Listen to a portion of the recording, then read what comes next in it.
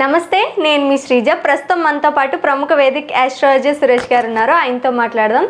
And అలాగే అశ్విని నక్షత్రం వారికి ఏ విధంగా ఉండబోతుందో అడిగి తెలుసుకుందాం. నమస్తే సురేష్ గారు. నమస్తే శ్రీజ.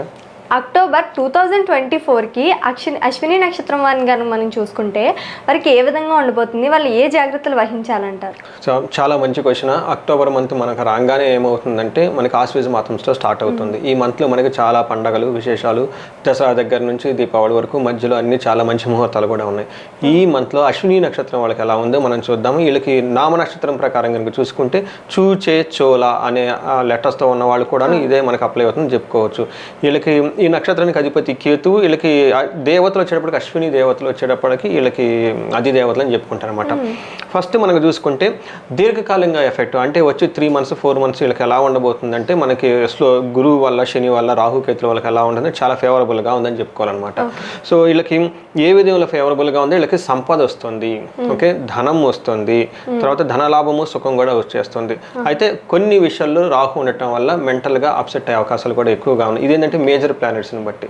అయితే ఈ అక్టోబర్ మంత్లో గ్రహాలు చాలా చేంజెస్ ఉండటం వల్ల ఎలా ఉందంటే వీళ్ళకి పర్టికులర్ సూర్యుడి యొక్క చేంజ్ ఉండటం వల్ల ఎలా ఉండిందంటే ఒక 3 విషయాల్లో ఇబ్బందిగా ఉంది, మిగతా విషయాలు బాగుందని చెప్పుకోవాలి. ఫస్ట్ ఏ విషయంలో బాగుందంటే వీళ్ళకి ధనం విషయంలో చాలా బాగుంటుంది.